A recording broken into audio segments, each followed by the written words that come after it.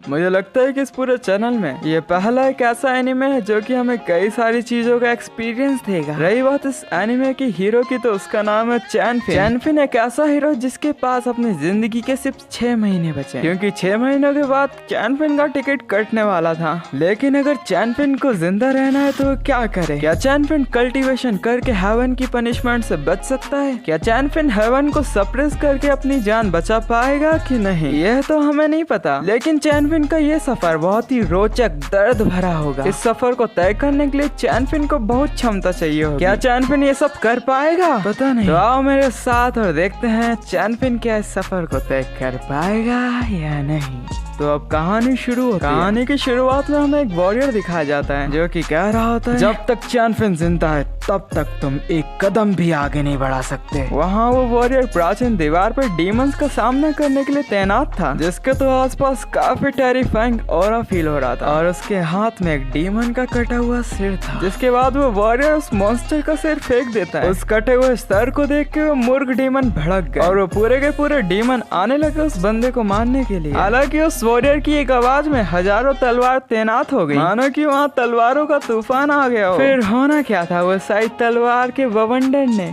पूरी demon army को खत्म कर दिया। अब आखिरी बार हमें उस वॉरियर की शेर जैसी आंखें दिखाई देती हैं। इसकी आंखों में देखते हैं मुझे लग रहा है कि ये चैनफिन है। क्या पता क्या होगा फ्यूचर में। अब सीन शिफ्ट होता है इस कहानी के पास्ट में। इस कहानी के पास्ट में हमें हमारा हीरो चैनफिन दिखाया जाता है, जो कि प्रेयर करते हुए अपने घर को दुआ दे रहा था। साथ ही वो अपने पेरेंट्स की मेमोरेबल इमेज को देखकर अपना शोक जनक कर रहा था। इसके बाद वो रूम से बाहर आकर चांद को देखने लगा। तभी उसका पड़ोसी उस पर पेपर्स फेंक के मारने लगता है, जो कि उससे कह रहा था, चैनफिन मैं और मेरी सर्वेंट अगले महीने ये टाउन छोड़ के जाने वाले हैं। ठीक है भाई, चले जाना। चैनफिन हम जाने वाले हैं तो तुम मेरे घर में चोरी करने का बिल्कुल मत सोचना। अरे यार चैनफिन तुम बहुत ज्यादा बोरिंग है। तुम गरीब लोगों को कोई कितना भी परेशान करे, लेकिन तुम्हारे मुंह से उफ भी नहीं निकलता। चैनफिन तुम्हारे जैसे लोग बड़े नादान होते हैं। अब सॉन्ग जिनसन के वहाँ से जाते ही जुगी इससे कहने लगी, चैनफिन क्या तुम पेपर उठा के दोगे? हाँ क्यों नहीं, ये लो।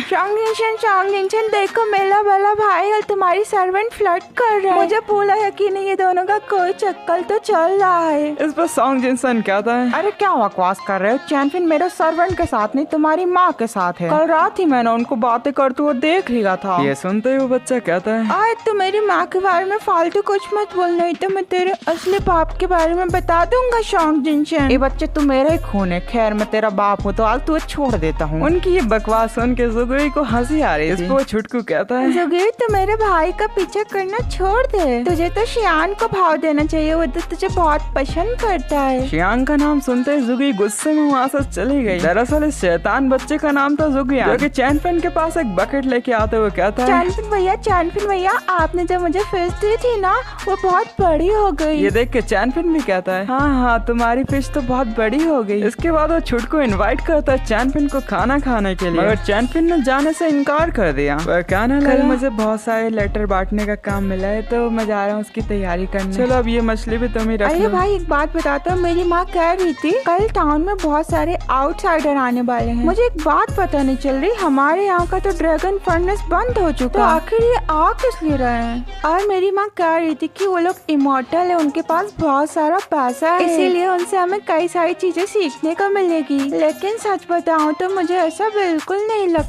यार तू इतना छोटा और बातें काफी बड़ी बड़ी कर लेता है। चल निकल यहाँ से। अब हमें अगले दिन का सीन दिखाया जाता है, जहाँ चैनफिन टाउन के गेट के पास पहुँच चुका था। वह क्या देखता है कि वहाँ कई सारे इमोर्टल्स आ गए जिनका जिक्र जियोहान ने किया था। ये सभी लोग अलग अलग रीजन से यहाँ पर किसी न किसी खास अपॉर्चुनिटी के लिए आए थे। अब हमें तो पता नहीं कि आखिरकार इनका मकसद क्या है, लेकिन आगे चल के हमें पता चलेगा आखिर इतने पावरफुल इमोर्टल्स इतने छोटे से देश में क्यों आए। अब वहीं एंट्रेंस गेट पे एक टाउन कीपर खड़ा था, जो कि उन इमोर्टल से कॉइन मांग रहा था, और जो इमोर्टल उसे कॉइन देता था वो उसे एंट्री दे देता था। वो सभी इमोर्टल्स भर भर के पैसा दे रहे थे। इस चीज से हमें पता चलता है कि टाउन में कुछ न कुछ तो खास है। अब वो लोग चैनफिन को अपने सामने देख के अपनी लैंग्वेज में गाली दे रहे थे। तभी वो गेट कीपर चैनफिन के मजे लेते हुए कहता है, अरे भाई वो लोग तेरे खूबसूरत फेस की तारीफ कर रहे थे। इस पे चैनफिन कहता है, तुम मुझे इतना बेवकूफ समझते कि मुझे ये भी नहीं पता चलेगा कि कौन मेरे बारे में क्या कह रहा है। क्या नहीं। ये सुनकर वो बंदा जोर जोर से हंसने लगा। अरे इसके बाद वो चैनफिन के हाथ में 10 पीस लेटर थमा देता है जो कि चैनफिन को पूरे टाउन में डिस्ट्रीब्यूट करने थे। इसके बदले में चैनफिन को 5 गोल्ड कॉइन जो कि इस काम के मुकाबले काफी कम थे। इसके बाद हमें 3000 साल पहले की एक कहानी बताई जाती है जिस समय एक इमोर्टल ने अपनी पूरी ताकत का इस्तेमाल करते हुए एक बहुत ही खतरनाक तलवार बनाई। ये तलवार दुनिया की सबसे खतरनाक तलवार मानी जाने लगी, लेकिन वह तलवार होने के बावजूद वह ग्रेट इमोर्टल उस ड्रैगन को नहीं हरा पाया। दरअसल ये कहानी एक बूढ़ा आदमी सुना रहा था। ये बंदा उन्हीं आउटसाइडर लोगों के ग्रुप का था जिन्होंने अभी अभी इस टाउन में एंट्री मारी है। फिर वो बताता है हजारों सालों तक इमोर्टल और ड्रैगन के बीच फाइट चलती रही, मगर मैं तो बस उनकी आखिरी बैटल के बारे में बात करूंगा। वह गोल्डन ड्रैगन इतना बड़ा था, वो अगर फ्लाई करे ना पूरे सूर्य चंद्रमा उसके अंदर आ जाए। वो पावरफुल ड्रैगन के आगे वो इमोर्टल काफी कमजोर पड़ गया, मगर फिर उसने जबरदस्त अटैक ड्रैगन पे कर दिया। फिर वो इमोर्टल जब तक हमला करता रहा जब तक वो ड्रैगन अधमरा नहीं हुआ। मैं तो अपनी उम्र को कोसता हूँ जो कि मैं इतनी देरी से पैदा हुआ। अगर मैं 2-3 हजार साल पहले पैदा हुआ होता तो वो महान युद्ध देख पाता। इस पर जियोसान कहता है ये फालतू बातें करके हमें पकाओ मत, कुछ काम की बात बताओ।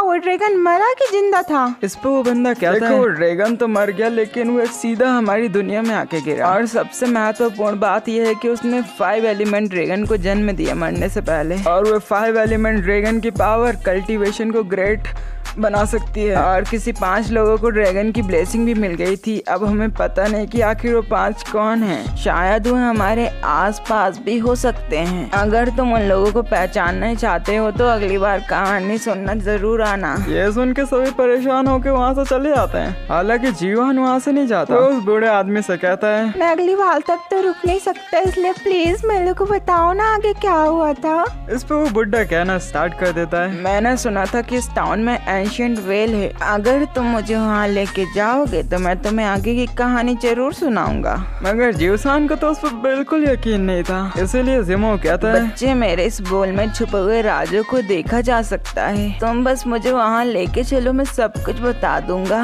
वहीं दूसरी तरफ चैनफिन टाउन के लोगों को लेटर बांटते हुए स्कूल तक पहुँच गया जहाँ पर मिस्टर ज़ीशांग बच्चों को एटीट्यूड के बारे में सिखा रहे थे। वो बच्चों को सिखा रहे थे इंसान पावरफुल हो या कमजोर उसमें एटीट्यूड होना तो जरूरी है, तभी जाकर उसे समाज में इज्जत मिलेगी। अगर उसमें एटीट्यूड नहीं होगा तो वो बिना शक्कर की चाय रहेगा। तभी वो चैनफिन के पास आ जाते हैं और वो चैनफिन से कहता है चैनफिन बेटा अगर तुम जब भी फ्री हो तो यहाँ आ जाया करो। मगर चैनफिन की ओर से कोई जवाब नहीं आता। इस पर ज़ीशांग कहता है कोई बात नहीं, वैसे भी आजकल की किताबों का कैरेक्टर रियल लाइफ के कैरेक्टर से काफी अलग होते हैं, अब दुनिया बदल चुकी है। मगर चैनफिन इस पर भी कोई जवाब नहीं देता। फिर क्या चैनफिन ज़ीशांग को ग्रेड करके सीधा मार्केट पहुँच गया। तभी मार्केट में घूमते घूमते चैनफिन की नजर एक गोल्ड फिश पे पड़ी जिसे वो खरीदना चाहता था, मगर उसके पास तो सिर्फ 5 ही कॉइन थे। चैनफिन के पास 5 कॉइन को देखकर फिश बेचने वाला भी तरस खा जाता है और वो चैनफिन को फिश बेचने के लिए मान जाता है। मगर तभी गाओजन वहाँ पर अपने सर्वेंट के साथ पहुँच गया जो कि चैनफिन से ज्यादा पैसे देकर उस फिश को खरीद लेता है, इसलिए चैनफिन चुपचाप से वहाँ से जाने लगता है। तभी गाओजन उसे कुछ कॉइन देकर कह रहा था बच्चों तुमने इस फिश को पहले खरीदा था,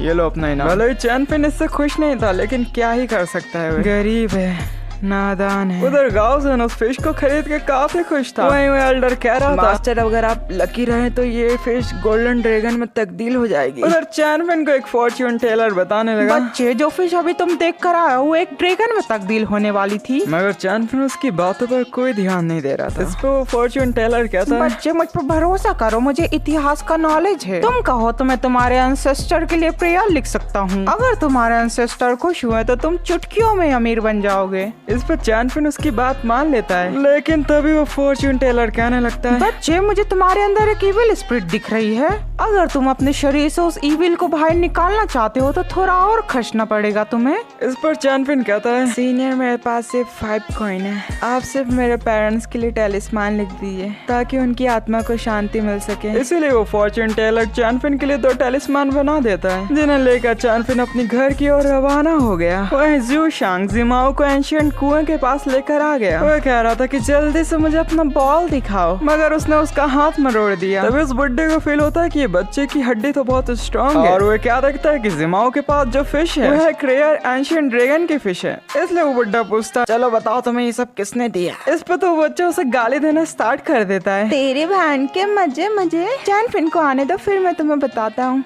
चैनफिन के आने के बाद सिर्फ तुम्हारी मुंडी बाहर दिखेगी। पागल बुड्ढे, तुम मेरे को बेवकूफ क्यों बना रहे हो? इस पर जिमाऊ हंसते हुए कहता है बच्चे, इतनी गंदी गाली तुम कहाँ से सीख गए? इस पर वो बच्चा कहता है ये साली गालियाँ मैंने अपनी माँ से सीखी। और रही बात इस फिश की, तो ये मुझे चैनफिन ने दी थी, मगर तुम चाहकर भी मुझसे ये फिश नहीं छीन सकते। चैनफिन का नाम सुनते वो बुड्ढा काउंटिंग करना शुरू कर देता है और फिर पूछता है बच्चे, तुम्हारा चैनफिन के साथ क्या रिश्ता है? इस पर यूशान कहता है हम दोनों तो लंगोटिया यार हैं, हालांकि लंगोटी कोई नहीं पहनता। ये सब सुनने के बाद वो मास्टर अपने बोल को पोर करके यूशान को दिखाने लगता है। यूशान जैसे उस वाटर को देखता है तो उसे विजन आने लगता है, जिसमें उसे दिखता है कि पूरा टाउन एक पानी की लहर में डूब चुका। ये सब देख के वो इतना डर गया कि वो एक सेकंड में सीमाओं के पास नहीं रुक पाया और क्या वो भाग गया। और वहीं जीवान सोच रहा था ये बच्चा ही मेरा डिसाइपल बन सकता है, मुझे तो सबसे पहले उस चैनफिन को इससे दूर करना होगा। वहीं दूसरी तरफ हमें पुआ शानजी दिखती है, जो कि टाउन में अपने पार्टनर के साथ घूमते हुए कह रही थी मुझे नहीं लगता कि हमें यहाँ कुछ मिलेगा, हम यहाँ अपना फालतू समय बर्बाद कर रहे हैं। अरे नहीं नहीं नहीं, यहाँ हमें जरूर कुछ मिलेगा, क्योंकि यहाँ के लोगों में भगवान की काफी कृपा है। हम अपना फायदा के लिए किसी को तकलीफ नहीं पहुंचा सकते। तुम एक काम करो, जाओ शॉन जिंगसन के पास और अपॉर्चुनिटी के बारे में पूछो। अगर हमें ऐसी कोई अपॉर्चुनिटी मिले जिससे हमारा फायदा हो सके, तभी हम यहाँ रुकेंगे। और रही बात उस बच्चे की, तो मैं उसे अपना डिसाइपल बनाऊंगी। तभी उनकी नजर चैनफिन पे जाती है, जो कि बगल से गुनगुनाते हुए निकल रहा था कि मुस्कुराहटों पे ये नकाब जीना इसका नाम है। फिर क्या ये दोनों उसके पीछे जाने लगते हैं और ये सब कुछ जिमाऊ अपने जादुई कटोरे में देख रहा था। वो ये दृश्य देखते हुए कहता है अब तो चैनफिन को मरना ही होगा। फिर क्या उसने चैनफिन पे स्पेल कास्ट कर दिया, जिस कारण चैनफिन को काफी तकलीफ होने लगी। तभी फेरी और फू भी वहाँ पहुँच गए और वहीं फेरी कहने लगी हमें ज़ियोशांग और शॉन जिंगसन के बारे में जानना था, क्या तुम हमें बता सकते हो कि वो लोग कहाँ रहते हैं? इस पर चैनफिन कहता है मैं कई सालों से ड्रैगन फर्नेस में काम किया करता था, इसलिए मुझे इस टाउन में किसी के बारे में कुछ नहीं पता। वहाँ पर वे अमीर लोग उसे जेट पेंडेंट देने के लिए भी तैयार थे, मगर फिर भी चैनफिन ने उन्हें कोई इन्फॉर्मेशन नहीं दी। दरअसल इसका कारण ये था कि चैनफिन आउटसाइडर पे बिल्कुल भरोसा नहीं करता। तभी वहाँ सॉन्ग जिनसन पहुँच जाता है, जो कि उनसे कहता है चलो बताओ, आखिर तुम लोग मेरे को क्यों ढूंढ रहे हो?